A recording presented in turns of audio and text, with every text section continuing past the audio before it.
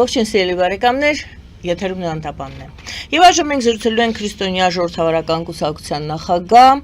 քաղաքական գիտությունների դոկտոր պարոն Լևոն Շինյանի հետ։ Ողջունում եմ, պարոն Շինյան, շնորհակալ եմ, որ ընդունել եք հրավերը։ Պարոն Շինյան, ազգային ժողովը արդեն ձևավորեց մշտական հանձնաժողովները եւ ըստ ուրեմն խմբակցությունների բաշխվեցին այդ հանձնաժողովների ղեկավարները։ Ձեր դիտարկումները ինչպիսին են, որովհետեւ այդ բաշխումը եւս հարցեր բարձրացրեց հանրության շրջանակներում։ Ասեմ հետեւյալը, այստեղ աշխատում է կոմպրոմիսը։ Եվ յուրաքանչյուր քաղաքականությամբ զբաղվող, հատկապես մակերեսի, գիտի, որ կոմպրոմիսները քաղաքականության մեջ անխուսափելի են, բայց այդ կոմպրոմիսները սկզբունքային հարցերում պիտի լինեն, ոչ թե ամեն մի հարցում, բայց վերցնենք, որ օքեյ այստեղ, այսինքն սկզբունքը կա կոմպրոմիս, միազգենք, մի ժողովուրդ ենք եւ այլն, մանավանդ որ միազգի ժողովուրդը Սուլթան Համիդի ժամանակներից, ավելի շուտ ասեմ, Խաչատուր Աբովյանի վերք Հայաստանի չփոթելի դժվարանում է ջոկեր կներեք բառի համար, ինչ է անում, հետո աղետալի արդյունքներ է ունենում, բայց իմ ասած այդ աղետների մասին չի որ պիտի լինի, կոմպրոմիս է տեղի ունեցել եւ մնացածը սահմանադրական է, եթե ռուսական բրոքսին եւ երկու խմբակցություններն ասել եմ մենք չունենք ընդդիմություն հաջողորդ ասեմ դες դու մի զայրաց այսօր զայրիցի ալիք դու ընդդիմություն չես ընտրել դու ընտրել ես ռևանշիզմ եւ ընտրել ես ԿՊ-ն կառավարողն է հեղափոխություն արել հետնես եղել ինչպես նաեւ մենք ենք օգնել էլի մնացածը ռևանշիստներ են դա ռուսական սեգմենտ է հիմա ընդդիմություն որ որոնում ես, ընդդիմություն ընտրել ես, թե աշխարհում եք եմ ասում, պատասխանեք, իսկ պետք է պատասխան տաք, որովհետև այդ բոլոր ես ձեզ ասել եմ։ Համառորեն ընդդիմություն բառը օգտագործում եք, ռևանշիզմը չէ, հատկապես լրատվամիջոցները, չգիտեմ ինչի, բայց այդպես է։ Իհարկե դա կարող եմ բացատրել, բայց հիմա կոմպրոմիս աշխատեց, բայց կոմպրոմիս աշխատել է ընտրությունների ընթացքում, երբ որ ուրեմն քաղաքացիական պայմանագիրը վարչապետի գլխավորությամբ ստացել այսքան տոկոս եւ երկու ռուսական բրոքսիները ստացել են այսքան բայց ես ձեզ ասում էի որ Հայաստանը չունի պարլամենտարիզմ ունի պարլամենտ որտեղ Լևոն Տեր-Պետրոսյանի հանճարեղ ձեռամբ ձևավորվել է անկախ կուսակցությունների քանակից երկու բևեր մեկը իշխանականն է, մեկը այն ժամանակ նաև իշխանությունն է նշանակում եւ այսպես մնացած իշխաններ լինում կարեւոր չի, այսինքն երկու փաստորեն խմբերի մեջ է եղել, այսպես շարունակվում է։ Հեղափոխությունը կարծես փորձեց խախտել այդ սխեման, բայց չկարողացավ, որովհետեւ ընտրությունների այդ ընթացքում առաջանում է հիստերիայի մի վիճակ, ժողովուրդը սարսափի մեջ է գնում այն բանաձևով, որ հրեշ է գալիս է կամ ուրեմն վերադարձ է տեղի ունենում եւ բևեռանում է։ Այս բևեռացումը թույլ չի տալիս պարլամենտարիզմի առաջացում եւ այդ իմաստով այնտեղ կոմպրոմիս առաջացել, որն է հայաստանյան իշխանություն եւ ռուսական իշխանություն։ Ես ասել եմ կրկնեմ այդ ուժեղ Հայաստան եւ այլն դեն Հայաստանը մնացած երկրորդական դարձավ Սա պետտուման է, ռուսական պետտուման Հայաստանի ազգային ժողովում է, ինչի մասնեք իչեք, իբր թե չգիտեք, իբր թե չեք ուզում իմանաք, իբր թե չեք հասկանում, կամ չեն ինչ-որ մեկը չի հասկանում, որ Մոսկվայից ուղարկված օլիգարխը, որը հանձնարարություն է կատարում, ուրեմն կարող է Հայաստանին նպաստ առանց Ռուսաստանի շահերը հաշվի առնելու հարց լուծել, մանավանդ որ Ռուսաստանի եւ Հայաստանի շահերը անհամատեղելի են, գոնե անհամատեղել են Արցախի ամայացումից հետո, որը ռուսական նախագծով եղել։ Այդ Շար Ալիևի նրա մի կծեք Էրդողանի մեջ մի բերեք Պակիստան, չգիտեմ, Ինդոնեզիա, այդ բոլոր բլեֆ է։ Դա ռուսական նախագիծ է եւ իրականացել է Լավրով Բելանով։ Հիմա ինչ եմ ասում սա, սա տեղի ունեցել Իսկ մնացածը սահմանադրական է, քայլը կատարվել է, կոմպրոմիսը ընտրություններում առաջացել է մի ահավոր բաց թողումը, որի մասին ես ասել եմ, որ ազգային ժողով երկու ընտրություններում էլ դեմոկրատական կամ ժողովրդավարական ուժեր չեն անցնում։ Այսինքն նրանք, ովքեր հեղափոխության աջակից ուժ են եղել, ճիշտ է, իրենք չեն արել, բայց առանց իրենց է շատ դժվար է եղել, դժվար է ասել, կլներ թե չէ։ Հիմա այս հատվածը չի եղել, պիտի զարմանայիք, այս անգամ այդ ոնց եղավ։ 3 կուսակցություն 3%-ի ձայներ չստացան, այդ ինչ մեխանիզմ է, ինչ է, գոնե 4-5-ը չկա։ Իմաստուն տգետների մի խումբ կա, սկսում են սոցիոլոգիան բան, տգիտության բանն է, սոցիոլոգիան երբ որ կառավարվում է Հայաստանում, իսկ կրթությունն էլ մակերեսի վրա է, այդ բոլորը բանը դառնում էլ, ոնց ասեմ, փաստարկների հիմքից զուրկ է լինում, եւ այսպես իմ Լավ, մնացած համանadrական արտառոցը ինչն է, եղած վիճակի մեջ, որ եվրո ինտեգրումը պիտի ղեկավարի մոսկովյան օլիգարխիան, Կիրիենկոն պիտի ղեկավարի այդ հանձնաժողով միանշան կասկած չունենալ։ Իսկ մարդու իրավունքները պիտի պաշտպանի Քոչարյան Ռոբերտ Տիրախմբու։ Այստեղ է պարադոքսը, եթե դրանք հաստատվել են եղել, վերջացել է։ Մնացած ամեն ինչ նորմալ է, այսինքն դրանից հետո դա լինի։ Այսինքն դուք կարծում եք, եթե եվրոինտեգրումը հանձնաժողովը Բա դրանք ծնվել են ինչքան եմ, այս խմբերը այդտեղ խոչընդոտներ են լինելու 100%, բան չի համար են վերցրել, թե չէ եվրոինտեգրումը ուր, ուրեմն այդ Սամվելը ուր, ինչ եվրոինտեգրում։ Բայց այստեղ էլ մի հարց կա, որի մասին ես դուք կհիշեք, որ երբ որ Քարյակը եղավ եվրոպական քաղաքականության ակտիվացման, ՓԺԳ-ն եղավ ակտիվ մասնակցեց։ Բայց երբ որ երյակ եղավ կոնկրետ հարցը դրեց, մենք կողքի կանգնեցինք։ Հիմա կարող եմ ասել ինչի համար, փաստարկ ունեինք, որովհետև ինձ թվում էր, եւ դա հիմա ես ապացուցում եմ բացարձակ ճիշտ դուրս եկա, որ այդ եվրոինտեգրման հանրաքվեի հարցը պետք էր օդից կախած թողել ամեն անգամ սպառնալիք ռուսների դեմ, որ եթե հանգարց համահանես, էսե հանրակվե կանենք։ Միշտ իշխանությունը, կուսակցությունը, քաղաքական գործով զբաղվողը գործիքակազմ պետք է ունենա։ Բայց հիմա Ռուսաստանն է Հայաստանին ստիպում, որ հանրակվե անցկացնի այդ հարցը։ Հանրակվեի հարց չի էլ։ Դե չէ նրանք օգտագործում են, այդ ուրիշ բան են ասում, օգտագործում են։ Հիմա այդ բանը են երյակի բանը, ոչինչ չի, այսինքն դա մտադրությունների մասին հանրաքվե է, որը ոչ մի գործնական նշանակություն եւ այլն չունի, բայց լավագույնս Մոսկվայի ձեռին գործիք է անընդհատ ասի Եվրոպա հետ դնում ես կտեսնեք, ուրեմն կարտոֆիլ չպիտի վաճառեք, ուրեմն էս չպիտի լինի, այն չպիտի լինի, այսինքն եղավ մի բան, որը շահեց Մոսկվան։ Ես ինձ թվում է, որ իշխանությունը երկար ժամանակ որ չէր գնում այդ բանին, ես այդպես էի հասկանում, իմ նման էր մտածը, որ դա մնա օդի մեջ կախված, որ սա կանենք, իսկ որ դա մնում է, դուք ունենում եք մանևրի հնարավորություն ուժի օգտագործում եւ այլն, ոչ թե գլուխ գովելու, որ մենք արել ենք, արեք, դե չեն անում, ինչ եք անում։ Որովհետեւ այդ օրենքի մեջ այդ բանն էլ չկա, ասենք ինչ գործնական ինչ նշանակություն ունի, իսկ որ մի մարդուն բարձի, որ մարդիկ կուզենան Այսինքն ինչ պարզեք, որ Եվրոպայում լինեն այսօր քաղաքակրթություն կա, տնտեսություն կա եւ այլն։ Ուրեմն այս մեր մասն է։ Երկրորդ մասը կա հետեւյալը, իսկ եվրոպական կառույցները մեր ձգտումների օրինականացման որևէ քայլ, ոչ թե օգնություն, ցույց տալիս են, իշմար անում են այդ կներեք այդ բառի համար։ Ես իհարկե այդ դրա համապատասխանը չեմ կարող ունենալ, որովհետև դա լինում է կուլիսների հետևում, դա Հայաստան չի էլի, դեմ անես վարչապետի դեպի չէր խոսում, կամ ճիշտը խոսի եւ այլն։ Գիտեք, քաղաքականությունը ստվեր այն մասում է, որտեղ այդ խմորվում է ամեն ինչը։ Ես կարծում եմ, որ մեր դանդաղելու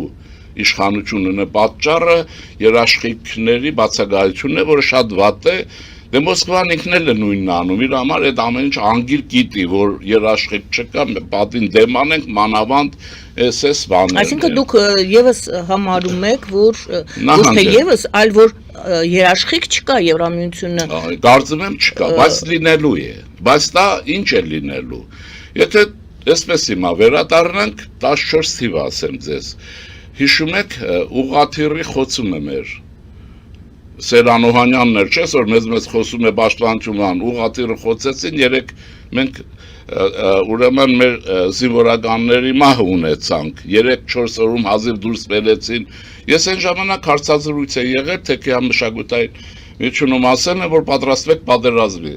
Արցախյան հարց այլևս խաղ զարգացում չունի։ Հիմա ում ասես, ասում է ոչ մեկը չգիտեր։ Ոչ մեկը չգիտենալու հաճի, նախանց խոսելը, տգետ գործանել, նայո գործակալի գործան։ Դրանք պետության համար արժեք չունեն։ Ուրեմն դրանք պիտի լսել, վերլուծել եւ այլն։ Հիմա ինչ եմ ասում, բայց պատրաստվեցին 14 թվից մինչև 20 թիվը։ Հետո արդյունքի վրա կարող եք ասել, ես մեկը ծախեց։ Ծախողը այդ 14 թվին որ որոշում չկայացրեց անտես տեղերը, ոչ տեղնի հայտարարի, մի հատ մամլո ասուլիս ունի, զոքանչով բանով Երևան, որ իրենք ինչ հանճարեղ են, ես ինչ են, ես ինչ են։ Շարունակվեց երկրի կողոպուտը, ուրիշ կերպ հետո կանգնեցիք կրախի առաջ։ Հիմա ասում են, դե երբ չկար չբարդող ասես, որ չկար։ Իրանը կռվում է ելք ուրիշ, ամերիկացիք ուրիշ ելք էին ուզում, Իրանի ելքը բոլորովին ուրիշ է ստացվում, Գազայում ուրիշ, այսինքն ոչինչ չանես, հետո ասես, դե այդպես էլ պտիլներ, այս ճակատագրա պաշտությունը, ֆետիշիզմը եւ այլն, հայության տունը քանդում է եւ քաղաքականության մեջ, ինչ ասեմ, վիրավորելու համար չեմ ասում, տգիտությունը խեղդում է, քաղաքականություն չի իմանալ, հիմա բայց Հիմա այս եվրոինտեգրման հարցում ինչ եք դա։ Ուրեմն Եվրոպան գնալը պիտի ղեկավարի իբրև թե ես միշտ էլ ասում մենք չենք գնում Եվրոպա, այլ Եվրոպան ինքը գալիս է եւ այդպես էլ եղավ եւ էլի է լինելու, Սամվելը պիտի մեզ Եվրոպա տանի, իսկ Քոչարյան Ռոբերտն է մարդու իրավունքները պիտի պաշտպանի, հանձնաժողովները, պատկերացնում եք, դե ուրեմն երջանկացեք, բայց ես ուզում եմ ասել պետք չի այդպես միանգամից վայ էս ինչ եղավ, դա լինում է այնպես, ինչպես լինում է։ Եղավ այնպես, ինչպես ցեղասպանության։ Ձեզ ասում էին մարդիկ, որ սուս մնացեք։ Թալիատն է ասել Վարդգեսին, որ սուս մնացեք, կկոտորենք, սուս մնացեք, ռուսներից հեռու մնացեք։ Հեռու մնացին։ Հիմա ուր է Հայաստան, Վարդգես ուր է, Զոհրաբ ուր է։ Հա? Հիմա կանք հետո, ես երկրորդ մասը ասեմ, ես մի քանի ամիս առաջ էր, չէ, հիմա ես որ ասում եմ, արել եմ, դրա համար եմ ասում, բակուսակցություն նրա համար անի եւ ասի նաեւ, երբ որ չեն լսում, քաղաքական գիծ չի ձևավորվում, որտեւ իմաստունները նստած են, մի մասը իհարկե են, ովքեր որ կառավարվում են դրսից, նրանց ուրիշ է, այնտեղ Մարիա Զախարովան ասում է, պարկեք կպարկեն, կանգնեք կկանգնեն, դա խնդիր չի, մնացածի մասին է խոսքը։ Ես ասել էի եւ թվեր էի ասել ժամանակին, որ նացիզմը Գերմանիայում հաղթել է Հիտլերը Ստալինի օգնությամբ։ Սովետական Ռուսաստանն է, հիմա դուք սովետական բան են անում, իբր թե դրանք ռուսները չեն։ Հիտլերին իշխանության բերել են, նպաստել են, բերել են ռուսներն են բերել։ Հետո ինչ ստացվեց ուրիշ բան է, էս մեկ։ Երկրորդ մասը, ինչը որ մեր մոտ էլ նույնն է լինում, տեսեք, նացիզմը Գերմանիայում հաղթել է դեմոկրատական ընթացակարգով, ոչ մի խախտում չի եղել, քվ դեմոկրատիա, ընտրություն եւ այլն, եւ Հիտլերը հաղթել է մնացած ռուսների հետ մանիպուլյացիաների միջոցով, ինչն է զարմանալու դրա համար էլ ասում էի, որ այս ընտրությունները լրջորեն պիտի անցկացնել եւ չպիտի կանգնել, ընդդիմությունը միանա, ինչ որ մի բան է հանած, Լևոն Տեր-Պետրոսյանից մի հատ ուզում ես այստեղ փռշտաս, միանգամից միացեք, միավորվեք, ասում ես լսիկ, ում հետ միանան, ինչի միանան, ինչու չլինեն առանձին լինեն, ինչն է հարցը, ինչու եք փագուղի մտցնում ամեն ինչը չեղած ժամանակ։ Բայց չմիացան, չէ։ Չմիացան, բայց որ միանային 4% չէին հանել։ Իսկ որ առանձին գնացին ինչ արեցին։ 3% են ստացել, այսինքն այստեղ չի եղել ուրիշ բան, եղել է հիստերիա, որովհետև ես չեմ եղել, ասեմ հետո վերջի պահին ինչու, որովհետև ես տեսա, որ ժողովուրդը զանգվածորեն ԿՊ-ի հետ է գնում, այս մի մասը, մյուսը գնում է մերը գնում է Նիկոլի ուրեմն ձայն տալու այդ վիճակի համար։ Ես էլ գիտեն, որ մենք էլ օգնել ենք եւ այլն, խնդիր չտեսանք, որովհետեւ նախ այդ բաններ կանգնեցնել էլ խոսքը հնարավոր չէր, դա ձևավորված է։ Ուզում է Հիմա բան չանենք, ողբերգություն չսարքենք, ասեմ, որ այո, ես ձեզ զգուշացրել էի, որ նացիզմը Գերմանիայում հաղթել է ռուսների օգնությամբ եւ ես ասել եմ նրանք այս մանիպուլյացիաների վարպետներ են։ Այդ վարպետությունը խաղացին նաեւ այստեղ։ Հայաստանում ինչից եք զգուշացնում հիմա։ Հիմա զգուշացնում եմ հետեւյալին։ Եղած վիճակը թույլ է տալիս բալանսի քաղաքականությունը ուրեմն շարունակել, բայց ավելի վարպետ ձևով, ավելի վարպետ, հավասարակշռությունները հաշվել, քայլերն անել եւ աչքը դեպի Ռուսաստան։ Ինչու՞։ Ռուսաստանը ինքը գնում է անկում, դա իմ ցանկությունով չի, ձերով ոչ մեկով չի, Պուտինի ցանկությունով չի, ինքը փտախտով մեռնում է այդ երկիրը։ Հասկանում եք ոնց է։ Հիմա գնում է եւ այս ընթացքում երկու անգամ եղել է ռուսները կամավոր թողել են գնացել։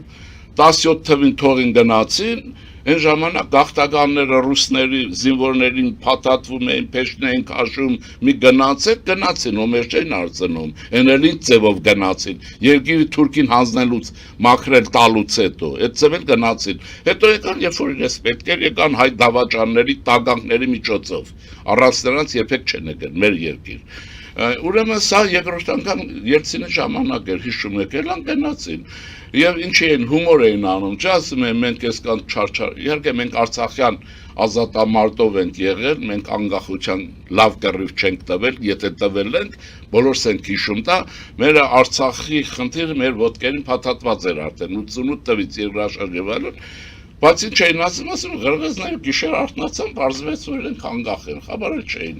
այսինքն հերրու էր կյանքը, տաջիկներ եւ այլն եւ անկախ են։ Այս երկրորդ տարբերակն էլ են, Ռուսաստան փրկություն չունի այդ իմաստը, բայց մենք չէ որ պիտի արագացնենք, մենք չէ որ պիտի դանդաղեցնենք։ Դրա համար սիրուն ինչ պիտի արվի արտաքին քաղաքական կոնցեպցիայի մեջ ես կարծում եմ որ արևմուտքի իշխանությունների հետ խոսակցությունների այս բանը պիտի բացատրել իրենց եւ իրենք շատ լավ գիտեն մեր քաղաքական պատմությունը, քան իրենք շատ լավ գիտեն Հայաստանի քաղաքական պատմությունը, Հայաստանում քաղաքական պատմությունը գիտի շատ մերը իրականը 1%, 2%-ը։ Դա ողբերգություն է մեզ համար, բայց այդպես է։ Հիմա ինչ-որ նոր պատմություններ են հնարում, ելնում են, չգիտեմ ինչ է խոսում։ Մի խոսքով, բայց դա թողենք մի բանի վրա։ Հիմա սա մեկ պիտի անվտանգության երաշխիքների համար Ամերիկայից կարճած պիտի մնա տրիպլ շարժման մեջ է, անպայման Ֆրանսիա եւ այլն։ Եվ երկրորդը երկիրը նախապատրաստել ներքին փոփոխությունների համար։ Բայց եթե դուք Արարատյան դաշտը չեք պատրաստել ֆերմերային տնտեսությունը արտահանման համար, էլ շուկա հետ, տեսակ որ շուկա տվին։ Շուկա տվել են չունեք ապրանքը համապատասխան։ Այսինքն նրանք բարյացական բացել են դարբասները, բայց ստանդարտ պիտի ապահովեք։ Ինչքան եմ ասել, քանի տարի առաջ ճանապարհներ են պետք, եւ որտեղ որ երկիր ունի ճանապարհ, նա վերակառուցման կամ պատերազմի համար է պատրաստվում, ուրիշ օրենք չկա այստեղ։ Ուրեմն սա պիտի արվի, երկրորդը մեր համալսարանական կյանքը պիտի աշխուժացվի։ Հիմա տեսեք ինչ հրաշալի բաներ են լինում, չէ՞, այս չիպեր եւ այլն են, ինչ որ կա թրիփ, ես հարց եմ տալիս, որ համալսարանն է սպասարկելու այս բան ամերիկյան տեխնոլոգիան, որ համալսարանը, որ դատարան առանց կաշառքի աշխատելու է, որ իրավագիտության ֆակուլտետն է ձեզ համար տալու, չէ, առանց փողի ավարտած ուսանող։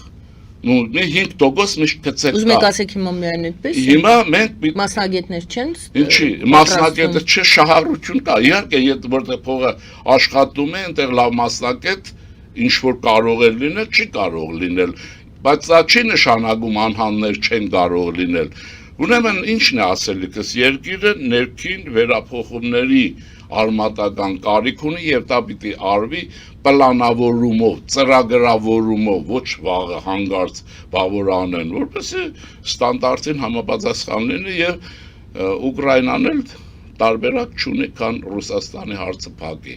Չունի Ուկրաինական ժողովուրդը ողբերգություն է ապրում, բայց այդ ողբերգության մեջ բոցերի մեջ ծնվում է Գերմանիայի, Ֆրանսիայի տիպի մի պետականություն եւ դա ծնվելու է։ Ուրեմն այստեղ փոխսիջում չի լինելու։ Տեսեք ինչքան փորձեցին այն ճակատում Ուկրաինա, Ռուսաստան փոխսիջման տանել, այն մեկը ձև է անում իբր թե չի ուզում ռուսների մասին է խոսքը, դեպի ուզեք, տնտեսություն չունեք, բան չունեք։ Հետո ինչքան հարիվ պետք է ճարեք մի կռիվ սարքեք, որ սրանց հետ տանեք ճակատ կռվեցնեք։ Այսինքն դուք ուզում եք ասեք, որ այս եվրոինտեգրում նահանջ է եղել, այդ նահանջը բնական է մեր բարակը։ Եվ լինելու է նահանջ, եթե մենք այս հանձնաժողովի իհարկե նրանք գիտեք ինչն է հարցը, այս մարդիկ ոչ թե գոկտագործեն, բարձ է որ գոկտագործեն, իրենց խնդիրը Մոսկվայի տրվածքով սաբոտաժն է պետականության։ Ռուսները հայկական պետականություն այն գլխից Պասկևիչի ժամանակից ժխտում են ու ժխտելու են։ Հիմա էլ բանը, էլ եւ միություն, էլ միութ է, չկա այդ ծևի բան։ Առաջի հանրապետություններ, եթե չլներ Սևրի գործընթացի մեջ, եթե չլներ այս հանրապետություններ չէր լինելու։ Ուղղակի ճար չունեին, բոլշևիկների մասին է խոսքը, այն հանրապետությունը կիսեցին, տվեցին թուրքին, վրացուն եւ այլն, ադրբեջանցի սարկեցին, տվեցին,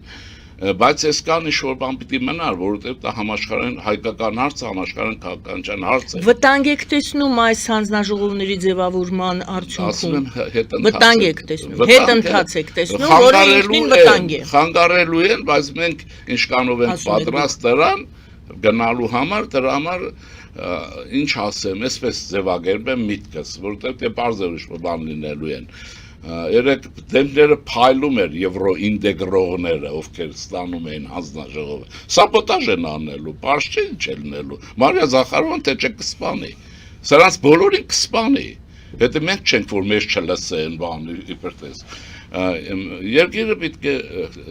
նախապատրաստել ինչ ասեմ, բազմավեկտոր բալանսի քաղաքականություն, ինչպես ներսում, այսինքն ազգային կոնսենսուսի փորձեր անել եւ արտաքին քաղաքականության մեջ վարպետացնել, որտեղ հիմքերը դրված են եւ այդ դեպքում պետք չի աղմկա։ Այսինքն մենք գնացել հասել ենք երևակայական մի տեղ, որտեղ մեր կարողությունները չեն, հիմա հետ են գալիս ինչ-որտեղ։ Այստեղ եւ կարողանալ ես ենթադրում եմ, որ Հայաստանի իշխանությունների վրա ահավոր ճնշում է եղել այս բաների կոմպրոմիսի համար, հանձնաժողովներ, բաներ։ Այնպես որ կյանք շարունակվում է,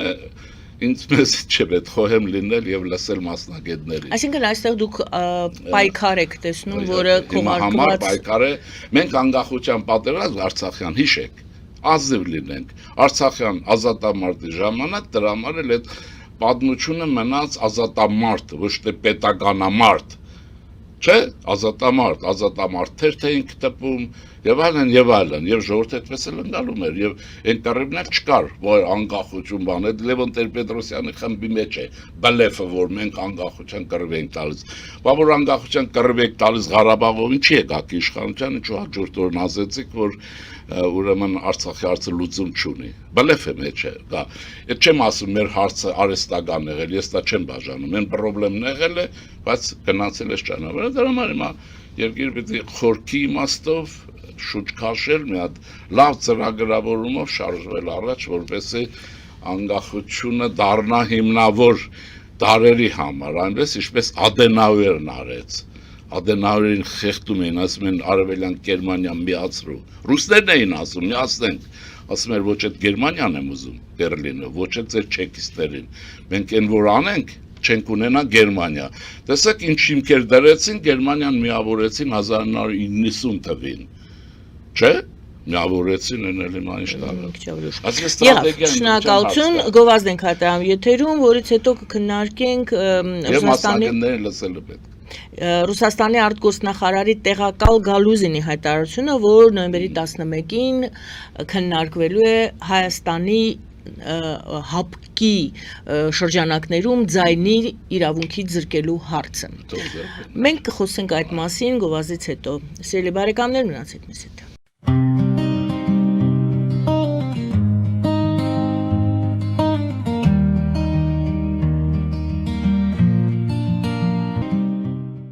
Ֆելիչե ժամանակակից ատամնաբուժական կլինիկա։ Այստեղ հարմարավետությունն ու խնամքն առաջնային են։ Այստեղ կիրառվում են ատամնաբուժական ամենաժամանակակից տեխնոլոգիաներ, ճշգրիտ ախտորոշում, արդյունավետ բուժում, նուրբ փորձառություն եւ անհատական մոտեցում։ Սկսած սովորական մանրուքներից մինչև առաջադեմ ընթացակարգեր, այստեղ դուք գտնվում եք բարձր որակավորում ունեցող եւ փորձառու ատամնաբուժական մասնագետների ձեռքերում։ Մեր բարեկամական եւ հյուրընկալ անձնակազմն այստեղ է յուրաքանչյուր այցը հաճելի դարձնելու համար։ Ֆելիչե, ձեր առողջ եւ ամենաերջանիկ շպիտը սկսվում է այստեղից։ Եկեք եւ բացահայտեք նորարարության փորձագիտության եւ կարեկցանքի կատարյալ համադրությունը։ Երևան Փոստը Գրանադա Հյուզում տեղեկացնում է։ Դրամական փոխանցումներ 1%-ով։ Օդանավով 1 պաունդը 2.99։ Նավով ուղարկեք 1 արկղ, երկրորդ արկղը անվճար։ Ավտոմեքենաների փոխադրում անհավատալի արժեքներով։ Ինչպես նաև կահույք եւ մեծ չափի բեռների փոխադրում։ Ջաքփաթ հագուստի խանութը երկրորդ մասնաճյուղն է բացել Գլենդելի սրտում, որտեղ կարող եք ձեռք բերել եվրոպական եւ ամերիկյան ընտիր հագուստեղեն, կոշկեղեն, աքսեսուարներ, պայուսակներ ամենահարմար արժեքներով։ Նաև կարող եք ցանկացած ապրանք պատվիրել եւ ձեռք բերել կարճ ժամանակում։ Ջաքփաթի Գլենդելի հասցեն է 1135 North Pacific Avenue, հեռախոս 818 813 2252։ Ջաքփաթ հագուստի լավագույն կենտրոնը Գլենդելում։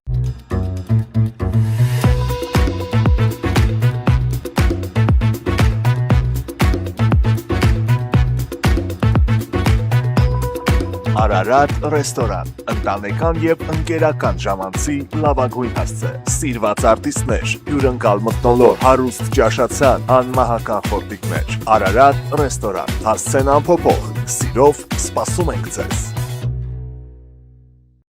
Լավագույն պաղպաղակ, բնական, համեղ եւ մատչելի գներով պաղպաղակը կարող եք ձեռք բերել բոլոր հայկական խանութներում։ Պահանջեք հայկական պաղպաղակ, Թամարա պաղպաղակ։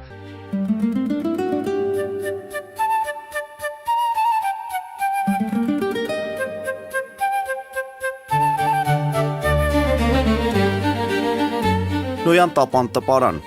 Նոյան տապան հրատարակչություն, շարվածքից մինչև տպագրում, զանգահարեք, գրեք, այցելեք, միասին պատրաստենք ձեր գիրքը, ամսագիրը կամ թերթը, որտեղ նշվելու է, տպագրված է Նոյան տապանում։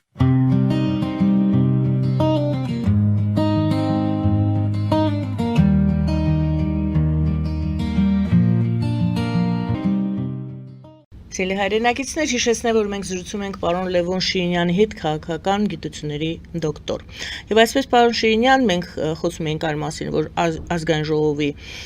նոր ձևավորված հանձնաժողովներում Եվրոինտեգրում հանձնաժողովը ղեկավարելու է Ուժեղ Հայաստան կուսակցության ներկայացուցիչը, падգամավորները, Եվ ես հիշեցրեցի, որ Միխայել Գալուզինը, Ռուսաստանի փոխնախարար Գալուզինը հայտարարեց, որ Հայաստանին նոյեմբերին քննարկվելու է հարցը, որ Հայաստանին ձայնի իրավունքից զրկեն, հապկից։ Դրան իր խոսքի մեջ նա հիշեցրեց նաև ԵԱՏՄ-ի հետ կապված Հայաստանի հարցը, այսինքն քննարկվում է կամ համենայն դեպս նրանք ուզում են, որպեսզի Հայաստանը դուրս գա, ինչպես հապկից, այնպես էլ ԵԱՏՄ-ից, դուրս գալու հարց չի քննարկվում դեռևս, բայց որովհետև շատերը ասում են, այդպիսի մեխանիզմ չկա։ Բայց ես այլ տեսանկյունից եմ ուզում այս հարցին մոտենալ։ Արդյոք այս Եվրոինտեգրումը հանձնաժողովի այս պատմությունը, որի մասին ես խոսեցի, որ Ուժեղ Հայաստանի падգամավորներն են կառավարելու, ղեկավարելու այս հանձնաժողովը եւ Գալուզինի հայտարարությունը հապկում Հայաստանի ձայնի իրավունքից զրկելու մասին քննարկումը, սրանք պետք է մեկ ամբողջության մեջ դիտարկել։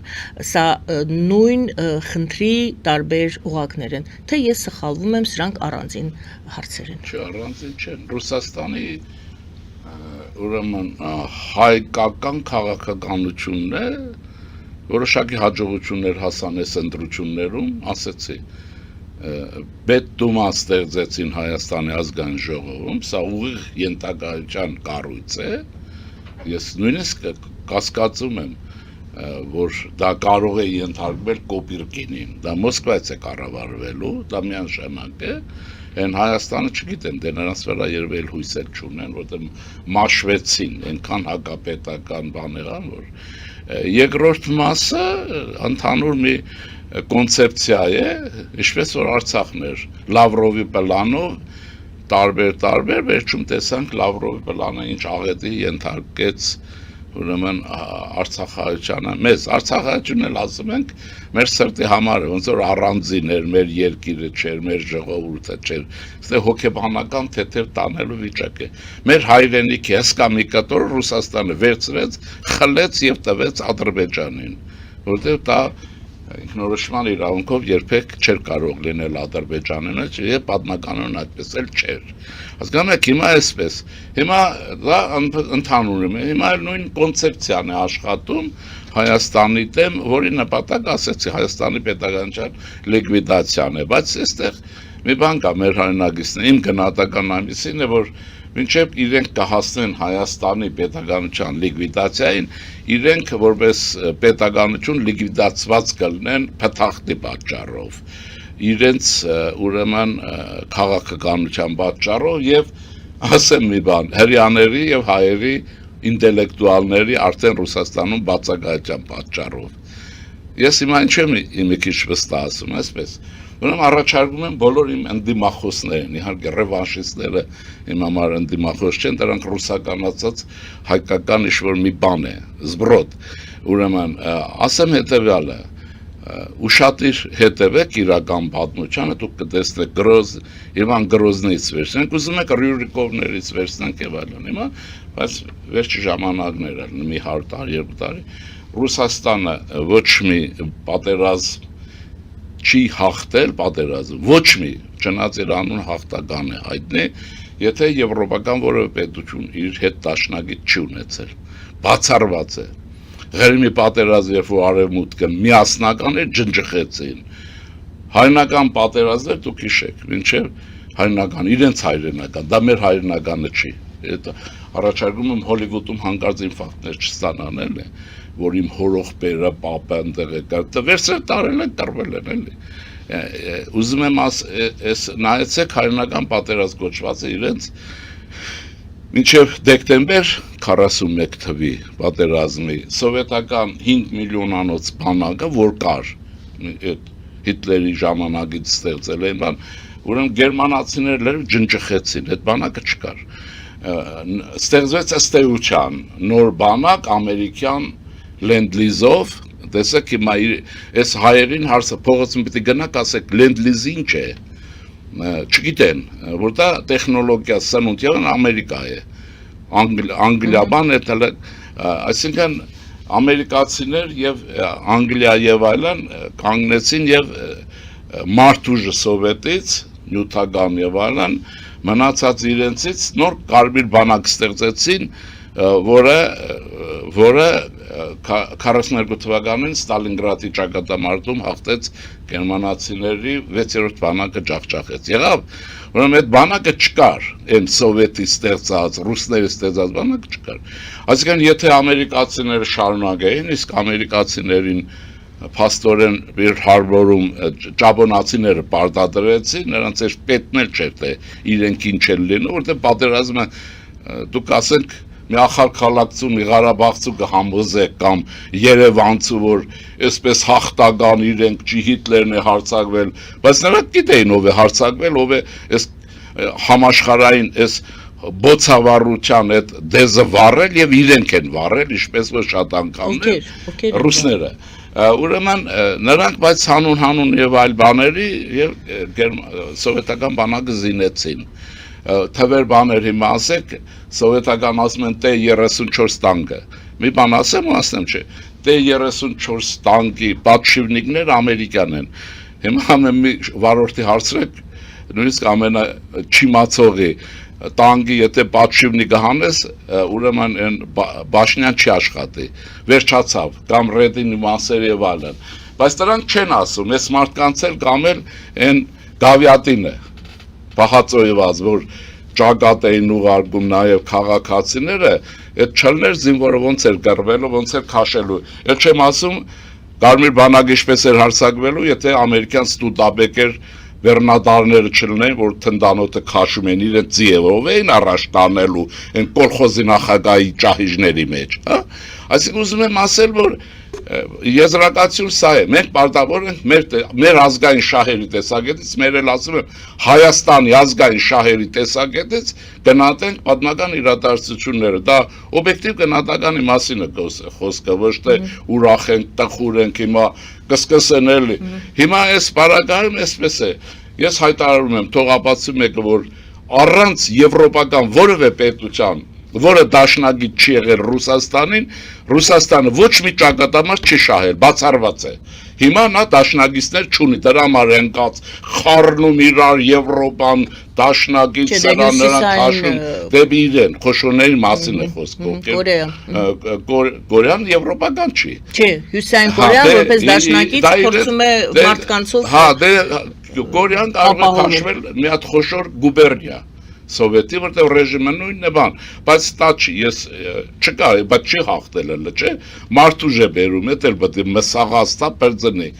որտեղ խելքը բանը ստրատեգիա եւ այլն վերցվում է տեխնոլոգիա արևմուտքից, մնացած իրենք լավ օգտագործում են, ինչպես որ մեր փողոցում փալասներին 6 տարի օգտագործեցին պետության թույլության համար, որ հետո էլ ասեն պետությունը թույլ է եւ գալուզինը խոսի թույլ պետության հետ, որտեղ պետություն կուժեղանար, չէ, եւ այլն։ Ուրեմն այսպեսի բան կա, այնպես որ մենք պիտի այս բոլորը ուշադիր նայենք, երբ այսպես ասեմ, հա, կենտրոնանանք երկրի վերակառուցման մեջ հիմնական մեխը համալսարանների վերականգնում, ես առաջին հերթին, իհարկե ամեն մեկը մի ֆունկցիա ունի, նկատի ունեմ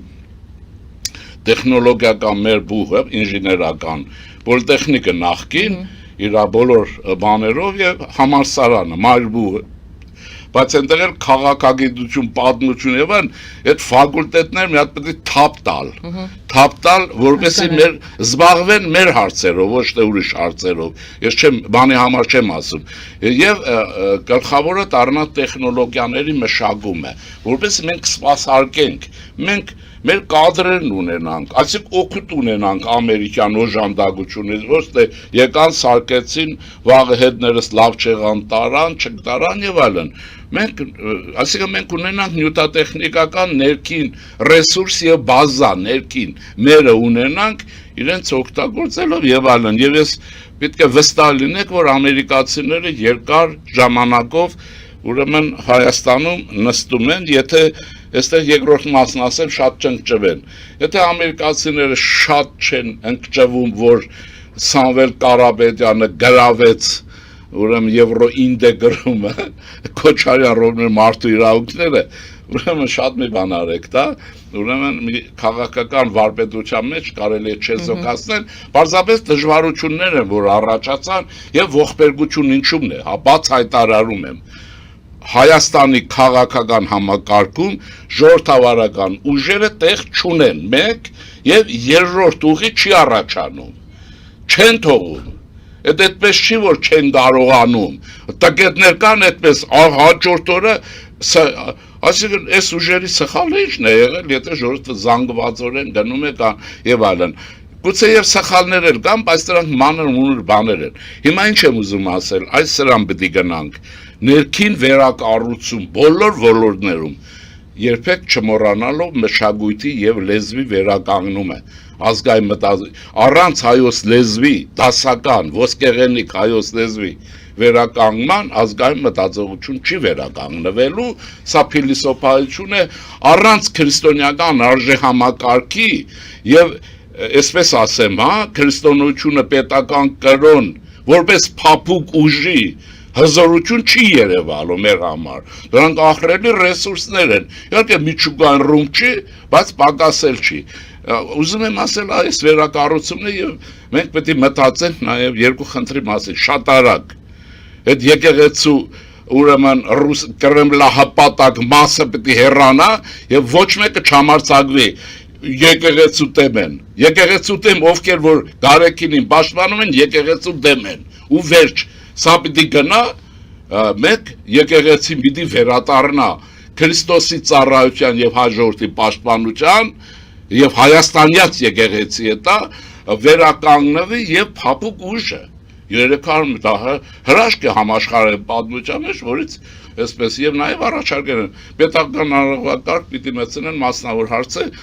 խոր վիրապ բոլոր բարականներում մեր հյուրերին տանել, ծանոթացնել եւ այլն։ Այստեղ է մարդկության ակունք, այստեղ ամեն ինչը եւ այլն եւ այլն։ Ուզում եմ ասել, այս համալիր ձևով դուք օգտագործեցիք այդ համալիր ձևով պետք է երկիրը վերակառուցվի եւ բաների հետ մեր պարտներների, այդպես ասենք, որտեղ այստեղ տաշնացի հարց չի Ամերիկայինը, պարտներության հարցը Ֆրանսիա եւ այլն, Ֆրանսիան աշխարհի մշակութային գիգանտը Հայաստանում երևում է, որ այս գողական միջավայրում Ֆրանսիա գոյություն ունի։ Էլի բարդ են երգում, էլի գազպատավիցերի եւ այլն։ Խայտարակությունը Ֆրանսիան կողքներիդ է, Ֆրանսիա մշակույթը, ֆրանսիական համայնքը եւ այլն։ Մենք գիտենք, որ պարակտված է, բայց դա չի հարցը։ Եվ այդ եկեղեցիվան այս հարցերը պիտի վերացնել, հայությունը պիտի համախմբվի հայրենիքի այս բարագեն որպես պետականության շուրջ եւ որով խնդիր չեմ տեսնում։ Մնացածները այսպեսի բաներ կլինեն։ Գալուզի, մալուզին հապկույց ձայնի իրավունքից զրկում դա համարում եք։ Դան ես մի բանի սկզբունքի կողմ եմ եղել։ Մնում եմ գուցե թույլ է, բայց տեխնիկական հարցերի լուծումները պիտի թողել գործող իշխանությանը։ Սա տեխնիկական հարց է համարում, ոչ քաղաքական։ Այո, եթե ենթադրենք պայմանավորում ադրբեջանական մի դիվիզիա շարժում են Հայաստան տան։ Այսինքն հայ-ռուսական հարաբերությունների վատթարացման արտացոլում է սա։ Իհարկե, միանշան,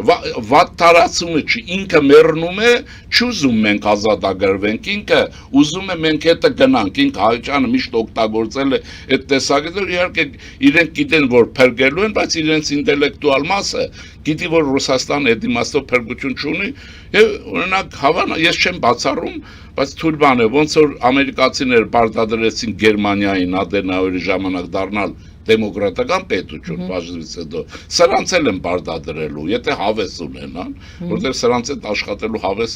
արմուտք առանձնապես չունի, բայց ուզում եմ ասել, այս հարցը հետևել անընդհատ հեռանալ լեզու, մշակույթ, մակրե ռուսականացում։ Եվ այստեղ մնացածը լուծելի հարց է, իսկ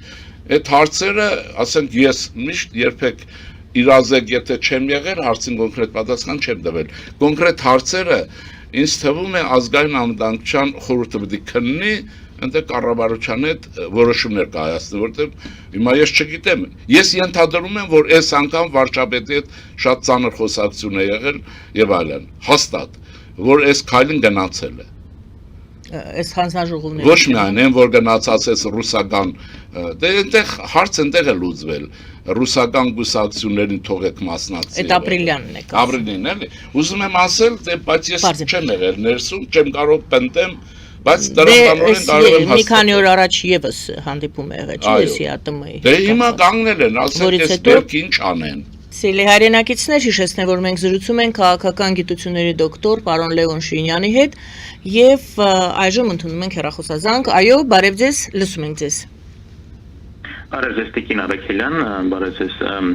պարոն Շինյան, ողջունում ձեզ հեռավոր Գլենդելից։ Պարոն Շինյան, ես ընդհանրապես զգոն եմ ամեն դեպքում, երբ Փաշինյանի սխալների համար մեղադրում են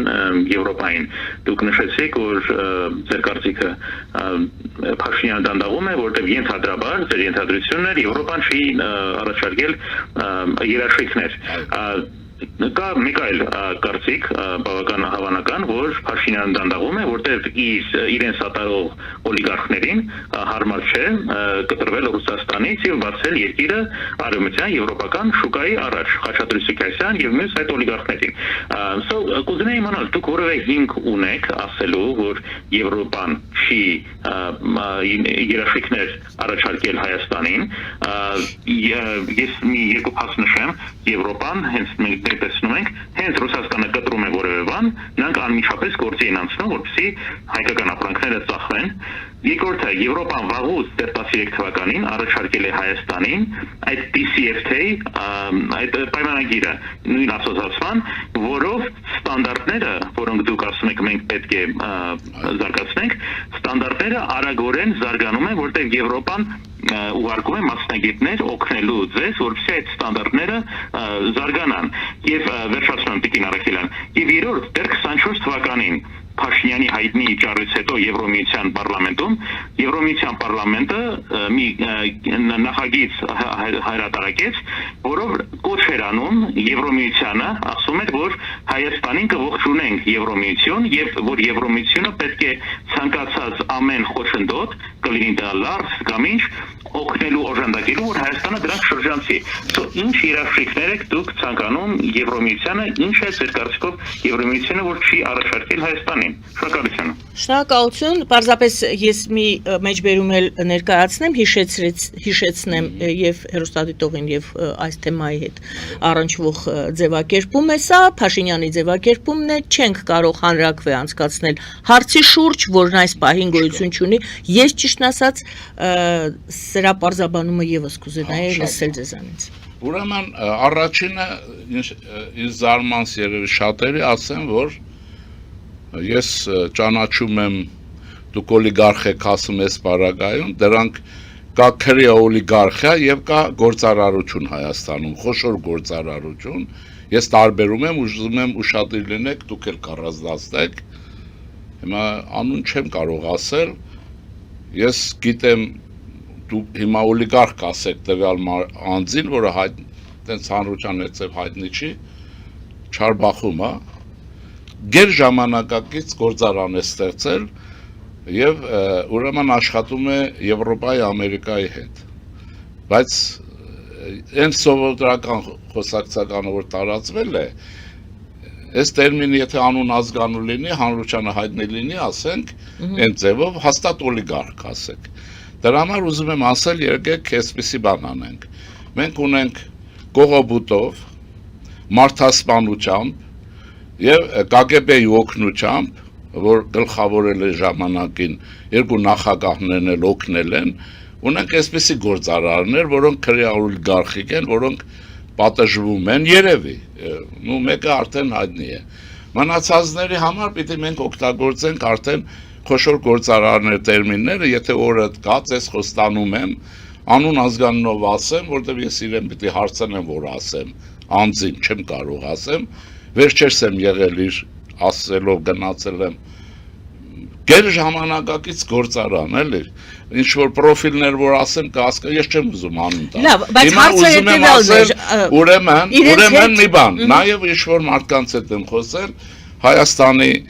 օլիգարխիան այդ ձևով ասած, ամենևին էլ Ամերիկայի եւ Եվրոպայի հետ աշխատելուն դեմ չի, հակառակը, ուշադիր եղեք կնկատեք, բայց իհարկե նրանք ովքեր ստացել են իրենց հաստությունը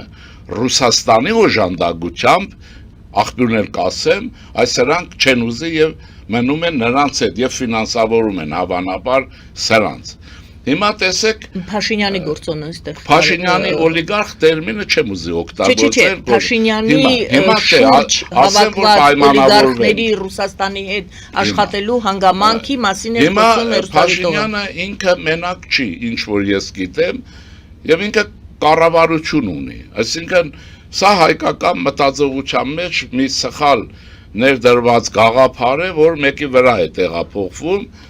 Ես ինքս գիտեք, որ համագործակցել եմ, խնդիր չեմ տեսնում, իհարկե կառավարություն չէ եւ այլն։ Ես գիտեմ, որ կառավարմանը այդ իմաստով մասնակցում են շատ մարդիկ։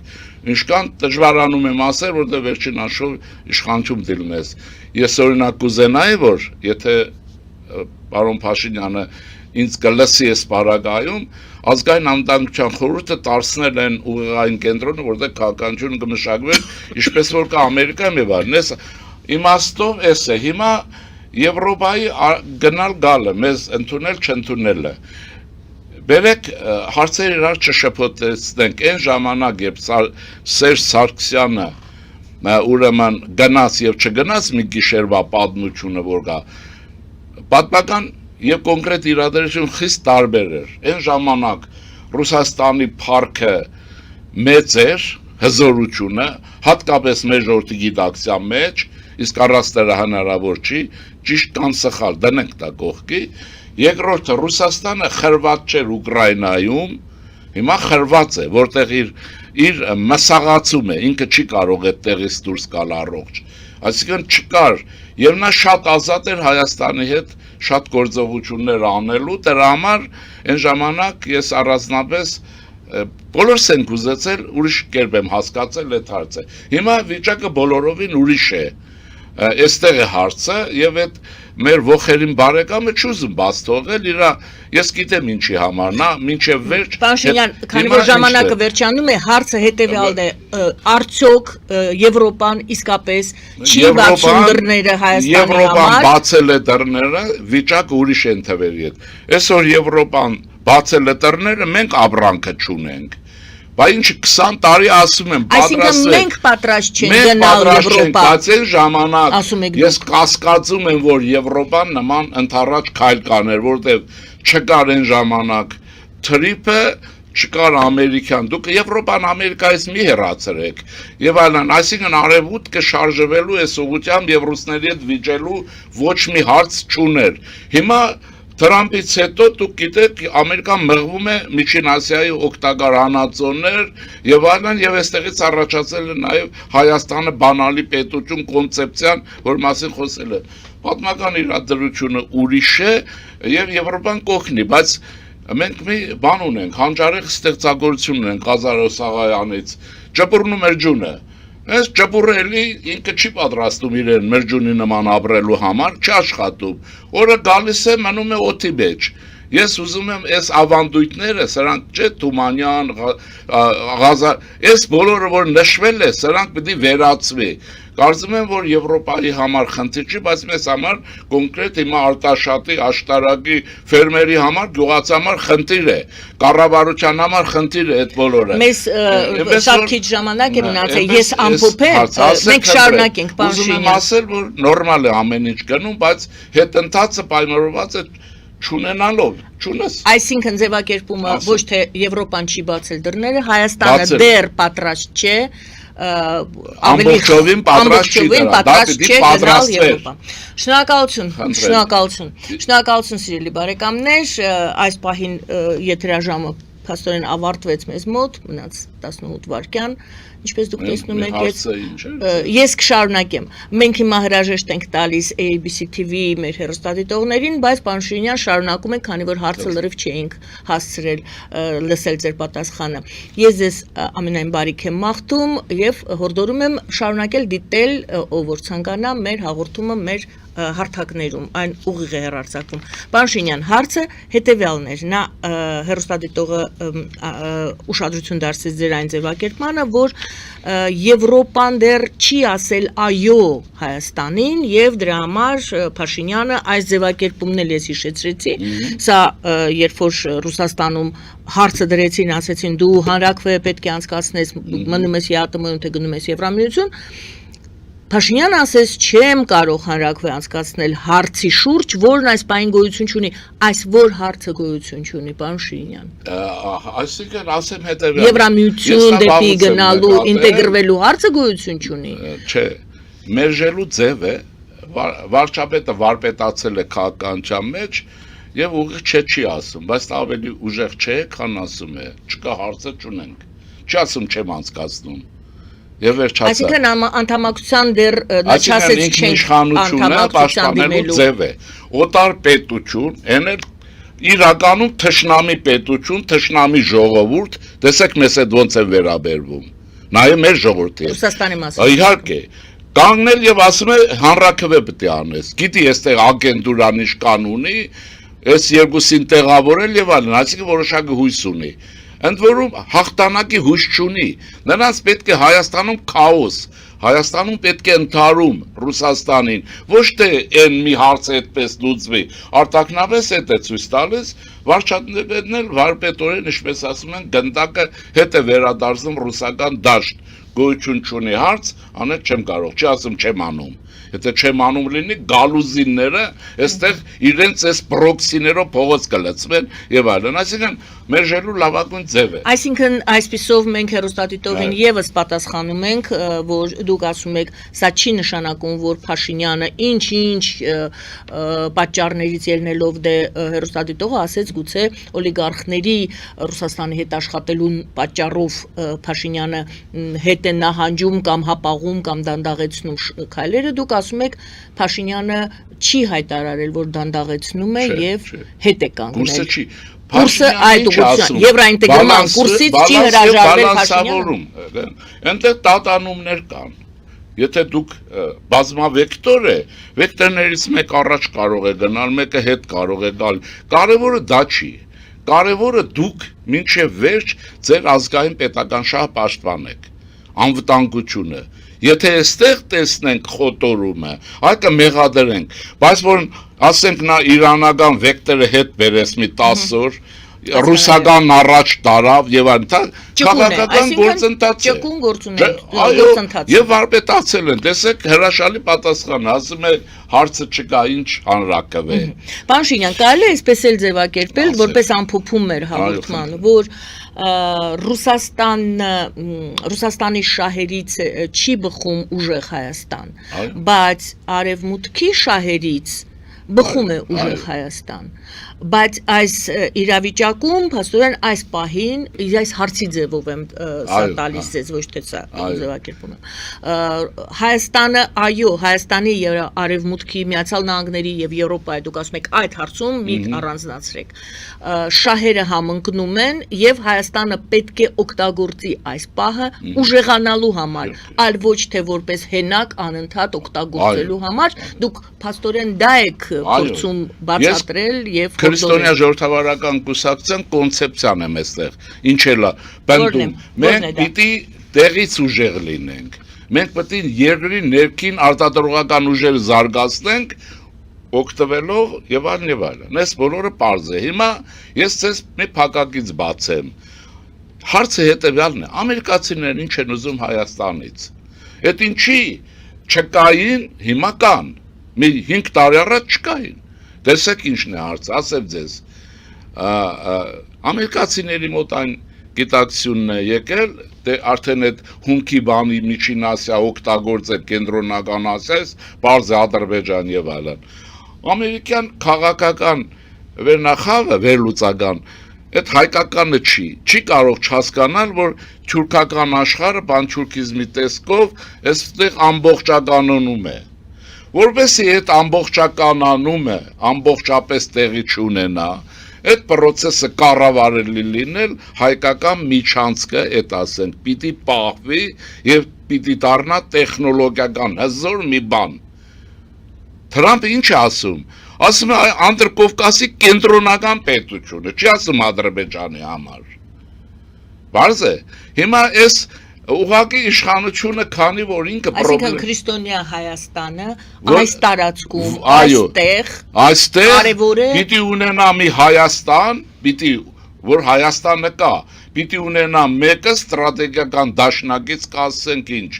որը այդ խոտորումը կմտցնի եւ դա օբյեկտիվ է, պանթուրքիզմի, ասենք միանալու ձգտումը բնական է իրենց համար, մեր համար այդ դրանից խուսափել, իսկ Ամերիկայի համար համաշխարհային քաղաքական քարտեզը աղետի ենթարկել է նշանակում, բարձ է, եւ ես վստահ եմ, որ Հայաստանը դառնալու է բանալի պետություն։ Հիմա սա հասկանում է նաեւ Ռուսաստանը, ինչպես անի թույլ չտա այդ բանալի պետության գոյությունը։ Առնվազն Արցախի նման չկա հայ, չկա պրոբլեմ, ինչ է պատահել։ Դուք Ռուսաստան ինչ եք, ես հայությանը հարցը ինչ եք հասկանում Ռուսաստան ասելով։ Ես չեմ հասկանում, ես իրեն չեմ հասկանում։ Ինչու, որտեղ մեր 90% ազգաբնակչություն չգիտի Ռուսաստանը քաղաքականապես ստրատեգիական իմաստով ինչ է եւ ինչ աղետ է մեր համար։ Ես կան։ Հիմա ասում ես, հիմա դա ես պարտավոր չեմ, որպես հայ մտավորական, իս ժողովրդին ասի այն ինչ որ պետք է։ Ինչու է բաբերել լցրել այստեղ։ Մենք ուրիշ առաջարկ ունենք, ես վստահ եմ ժամանակի մեր իշխանությունը կանի։ Կասի եղբայր այդ շիշը շպրտի, արի մեր տեխնոլոգիաները գնելուց օգտվի։ Բայց նա այդ տեխնոլոգիան էլ չի ուզում մենակ Հայաստան չլինի։ Եվ այլ հիմա այն որ Թուրքիա օգտվի բան, ուրեմն սա արմունք է, դրա համար մենք շատ պինդ ձևով Միացյալ Նահանգների հետ պետք է աշխատենք։ Ես մի ենթադրություն ունեմ, բայց սա հիպոթետիկ եմ ասում։ Գուցե պետք է մենք հրճակենք ուրեմն դրական չեզոքության քաղաքականություն։ Ես ուշադիր հետևում եմ Ուկրաինային, տեսնում եք նրա պոտենցիալը ուր, խնդիրներն ուր, մեր ուր, քանակ եւ այլն տեխնոլոգիական զարգացում։ Ոչ ԵՏՄ-ին բանը, ոչ ընդհանուր միություն են մտել, ոչ էլ ՆԱՏՕ են մտնում, երբեմն մտնելու։ Դրա համար ես առաջարկս հետևյալն է, աշխարհում եք հայեր, Հայաստանի պետական շահերի տեսակետից քննել դրական չեզոքության քաղաքականություն, այն որը բալանսի մեջ է, որը բազմավեկտոր է եւ այլն, Հայաստանը ծաղկելու է։ Շնորհակալություն։ Շնորհակալ եմ պարոն Շուինյան, շնորհակալություն սիրելի բարեկամներ, Քրիստոնյա ժողովրդական կուսակցության նախագահ, քաղաքական գիտությունների դոկտոր Լևոն Շիրինյանի հետ էինք զրուցում։ Զրուցում Արմեն Գայանի Արաքելյանը, բարին ընձեզ։